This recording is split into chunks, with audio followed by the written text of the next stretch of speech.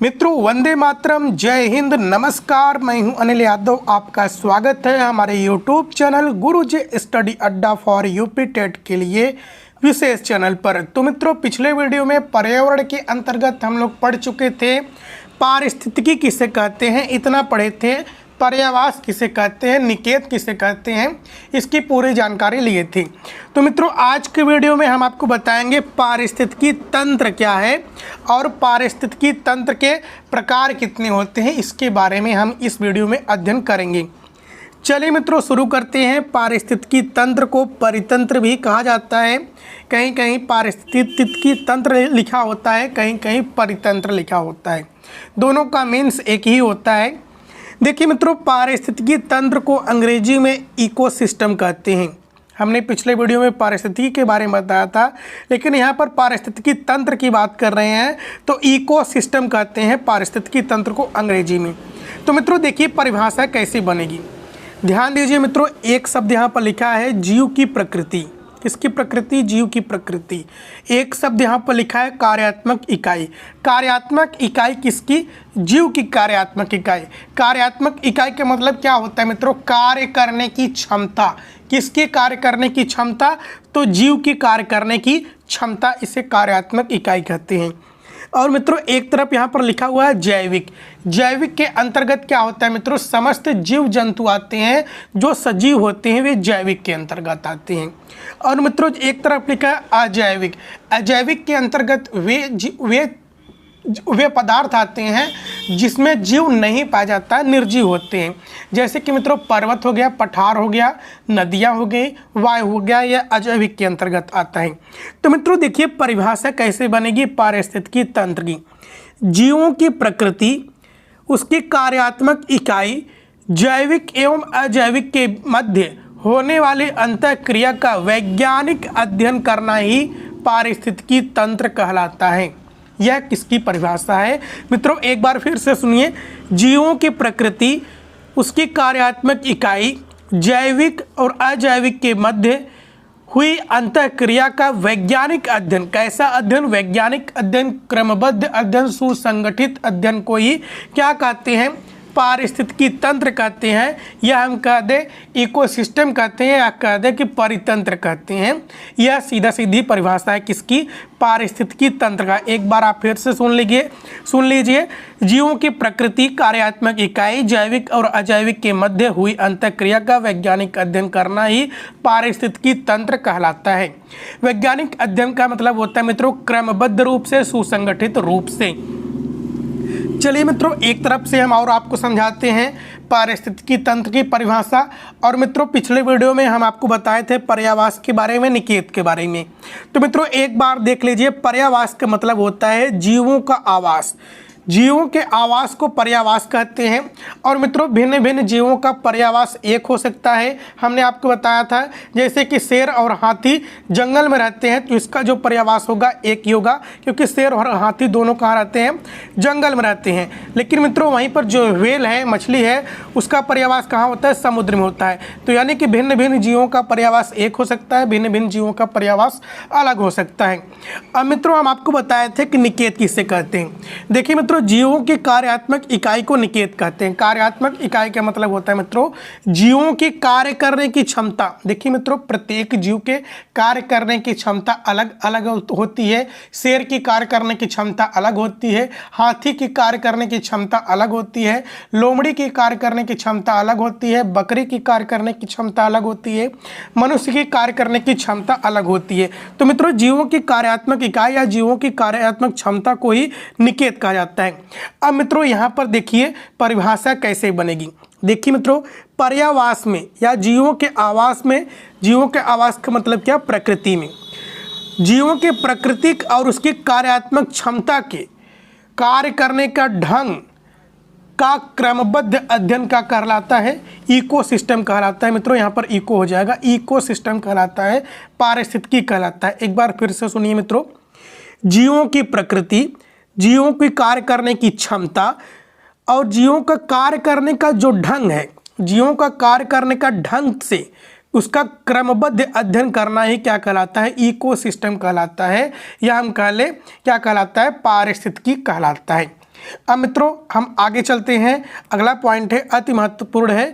यदि मित्रों हम बात करें पारिस्थितिकी तंत्र शब्द का सर्वप्रथम प्रयोग कब हुआ, किसने किया? तो मित्रों पारिस्थितिकी तंत्र की हम बात कर रहे हैं, न कि पारिस्थितिकी की। तो मित्रों देखिए पारिस्थितिकी तंत्र का सर्वप्रथम प्रयोग 1935 ईस्वी में एजी टांसले ने किया।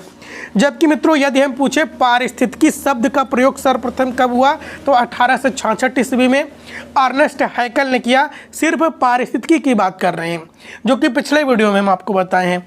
लेकिन यदि वहीं पर तंत्र शब्द जुड़ जाता है तो पारिस्थितिकी तंत्र शब्द का सर्वप्रथम प्रयोग 1935 ईस्वी में हुआ, एजी टांसले ने किया। अब मित्रों हम बात करते हैं परितंत्र के प्रकार या पारिस्थितिकी तंत्र के प्रकार।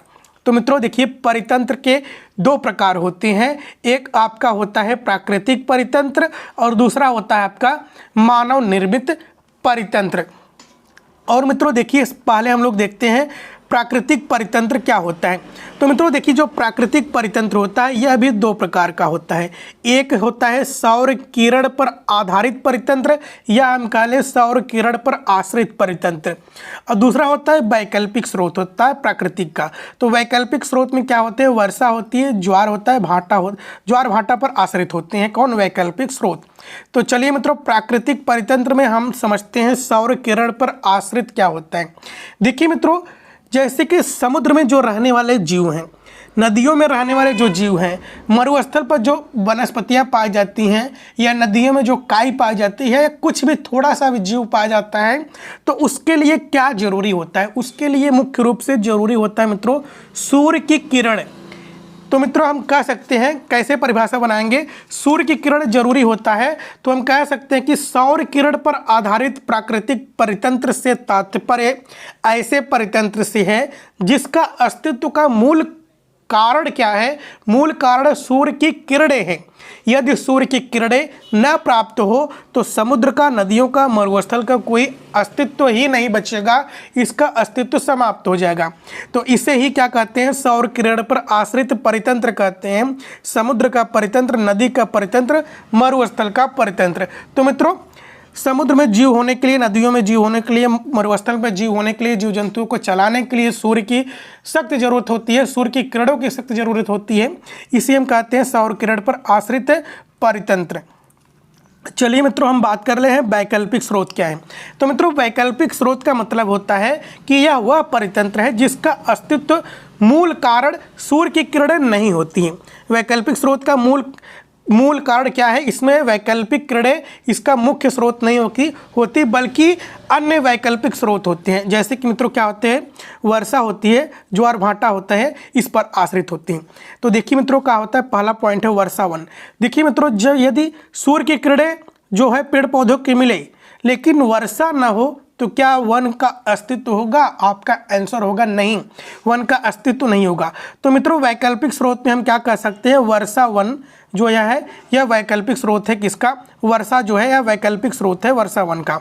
देखिए मित्रों जो ज्वार नद मुख होता है यह क्या होता है, जैसे कि मित्रों देखिए आपका यह हो जाता है, यह आपका नक्शा है भारत का। मित्रों एक मिनट फिर से हम बना लेते हैं, यह आपका भारत का नक्शा है यहाँ पर। तो इस प्रकार से जो है बंगाल की खाड़ी है मित्रों, यहाँ पर आकर नदियाँ आपकी गिरती हैं। तो देखिए मित्रों नदियों का मुँह यहाँ पर होता है। तो नदियाँ जो पर्वत से आती हैं मित्रों, यह अपने साथ विभिन्न अवसादों को लेकर आती है, विभिन्न कचरों को लेकर आती है, जो यहाँ पर नदियों के मुख पर जमा हो जाता है। तो मित्रों जब नदियों के मुख पर जमा हो जाता है ढेर सा, तो यह जो समुद्र होता है यहाँ पर मित्रों, जैसे कि हम मान लेते हैं कि यह कौन सा सागर है, बंगाल की खाड़ी है। और यहाँ पर मित्रों आपका इधर आपका हो जाता है, नीचे हो जाता है हिंद महासागर, यहाँ हो जाता है अरब सागर, और यहाँ पर मित्रों एक बंगाल की खाड़ी है। तो मित्रों जो यहाँ से आपकी ये आती है क्या, ज्वार जब यहाँ से उठता है तो इसके पास आता है, इसके पास जब ज्वार आता है तो इस अवसादों को खींच कर लेकर चला जाता है। तो जो इसका मुख होता है इसी को हम क्या कहते हैं, ज्वार नद मुख कहते हैं। अब मित्रों हम बात करते हैं परितंत्र के प्रकार में मानव निर्मित परितंत्र। मानव निर्मित परितंत्र में वही होता है पहला मित्रों सौर किरण पर आधारित या सौर किरण पर आश्रित परितंत्र। देखिए मित्रों खेत का निर्माण कौन करता है, मनुष्य करता है। तालाब का निर्माण कौन करता है, मनुष्य करता है। लेकिन मित्रों खेत में खेती होने के लिए तालाब में जीव जंतु पालने के लिए किसकी सख्त जरूरत होती है? सौर किरण की जरूरत पड़ती है, सूर्य की किरण की जरूरत पड़ती है मुख्य रूप से। तो हम क्या कह सकते हैं? सौर किरण पर आधारित परितंत्र। लेकिन यह कैसा परितंत्र है? यह है मानव निर्मित परितंत्र। अब मित्रों हम बात करते हैं, दूसरा पॉइंट है इसमें है जीवाश्म ईंधन पर आश्रित परितंत्र। तो मित्रों जीवाश्म ईंधन पर जो आश्रित परितंत्र होते हैं यह दो प्रकार के होते हैं। पहला पॉइंट है ग्रामीण परितंत्र और दूसरा पॉइंट है शहरी परितंत्र। तो मित्रों जीवाश्म ईंधन की बात करते हैं तो हम किसकी बात करते हैं? कोयला, पेट्रोल, डीजल, एलपीजी गैस की। तो मित्रों देखिए जो शहरी परितंत्र है, शहरी परितंत्र की हम बात करते हैं। जो घर में शहर में क्या होता है? शहर में अधिकतर किसका उपयोग होता है? एलपीजी का उपयोग होता है, एलपीजी गैस का उपयोग होता है। देखिए मित्रों इसका जो परितंत्र है, शहर की मुख्य ज़रूरत क्या है? एलपीजी गैस है। तो किस पर आश्रित है? जीवाश्म ईंधन पर आश्रित है। यदि एलपीजी गैस न हो तो केरोसिन पर आश्रित हो जाते हैं। लेकिन मित्रों जो ग्रामीण का परितंत्र हो, एक बार एलपीजी गैस न मिले, एक बार केरोसिन न मिले तो भी ये उपले पर लकड़ी पर अपना खाना बना लेते हैं। लेकिन मित्रों जो शहर पर कई तल्ले के मकान बने होते हैं, हर तल्ले पर जैसे जो बड़ी बड़ी बिल्डिंगें होती है शहर में, तो वहाँ पर उपले पर लकड़ी से खाना बनाना संभव होता है? नहीं होता है। तो मित्रों यह क्या है? यह है मानव निर्मित परितंत्र। चलिए अब हम लोग इसकी एक व्याख्या दे लेते हैं, उसके बाद हम आपको परितंत्र के घटक के बारे में बताऊंगा। आप नोट्स कैसे बनाएंगे कलम कापी लेकर बैठ जाइए। पहला हेडिंग है मित्रों सौर किरण पर आश्रित प्राकृतिक परितंत्र, जो कि हम पहले की बात कर रहे हैं। तो सौर किरण पर आश्रित प्राकृतिक परितंत्र से तात्पर्य ऐसे परितंत्र से है जिसका अस्तित्व का मूल कारण क्या है? सूर्य की किरणें हैं। यदि सूर्य की किरणें इसको प्राप्त न हो तो इसका अस्तित्व क्या हो जाएगा? समाप्त हो जाएगा। जैसे समुद्र, नदियाँ, झरने, मरुस्थल, दलदली भूमि इत्यादि, ये सब क्या है? सौर किरण पर आश्रित प्राकृतिक परितंत्र हैं। अब मित्रों हम बात करते हैं प्रकृति के अंतर्गत ही वैकल्पिक स्रोत पर आश्रित प्राकृतिक परितंत्र। यह वह परितंत्र है जिसका अस्तित्व का मूल कारण सूर्य की किरणें न होकर अन्य वैकल्पिक स्रोत होते हैं, जैसे कि वर्षा और ज्वारभाटा, जिसका हमने वर्षा वन के पीछे उदाहरण दिया और ज्वारनद मुख का उदाहरण दिया। अब मित्रों हम बात करते हैं, अगला पॉइंट है सौर किरण पर आश्रित मानव निर्मित परितंत्र। मानव निर्मित परितंत्र की बात करें तो पहला पॉइंट है कुछ मानव निर्मित परितंत्र ऐसे होते हैं जिनके कारण जीवन का मुख्य स्रोत क्या होती है? सूर्य की किरणें होती हैं। मनुष्य ने तो बनाया लेकिन उसका मुख्य स्रोत क्या होती है? सूर्य की किरणें होती हैं। जैसे खेत का परितंत्र, तालाब का परितंत्र इत्यादि। अब मित्रों देखिए अगला पॉइंट है जीवाश्म ईंधन पर आश्रित मानव निर्मित परितंत्र। तो कुछ मानव निर्मित परितंत्र ऐसे होते हैं जिनके जीवन का मुख्य स्रोत क्या होता है? जीवाश्म ईंधन होता है। जीवाश्म ईंधन किसे कहते हैं मित्रों? जैसे कि जो कोयला हो गया, पेट्रोल हो गया, डीजल हो गया, ये सब जीवाश्म ईंधन है। जीवों के सड़ने गलने के बाद इनका निर्माण हुआ है। जैसे कि मित्रों शहरी परितंत्र में हमने आपको बताया इनकी सख्त जरूरत होती है एलपीजी का। ग्रामीण परितंत्र में ही हमने आपको बताया। तो मित्रों यह है आपका क्या हो गया? ये कौन सा हेडिंग था? यह मित्रों था आपका परितंत्र के प्रकार, पारिस्थितिकी तंत्र के प्रकार। अब मित्रों हम आगे बात करते हैं परितंत्र के घटक की बात करते हैं। तो मित्रों देखिए परितंत्र के घटक की बात करें तो परितंत्र के घटक दो प्रकार के होते हैं, एक होता है जैविक और दूसरा होता है अजैविक। जैविक के अंतर्गत उत्पादक आते हैं, उपभोक्ता आते हैं, अपघटक आते हैं। और अजैविक के अंतर्गत भौतिक कारक आते हैं, अकार्बनिक कारक आते हैं, कार्बनिक कारक आते हैं। तो मित्रों हम आपको नेक्स्ट वीडियो में उत्पादक क्या है, उपभोक्ता क्या है, अपघटक क्या है, भौतिक कारक क्या है, अजैविक में अकार्बनिक कारक क्या है, कार्बनिक कारक है क्या है, इसके बारे में हम आपको विस्तार से बताऊंगा। तो मित्रों हम आपको नेक्स्ट वीडियो में इस सब की चर्चा करूंगा। तो मित्रों यदि वीडियो पसंद आया हो तो लाइक कीजिएगा, अपने हर एक ग्रुप में शेयर कीजिएगा, चैनल पर पहली बार आए हो तो सब्सक्राइब कीजिएगा। जय हिंद, जय भारत।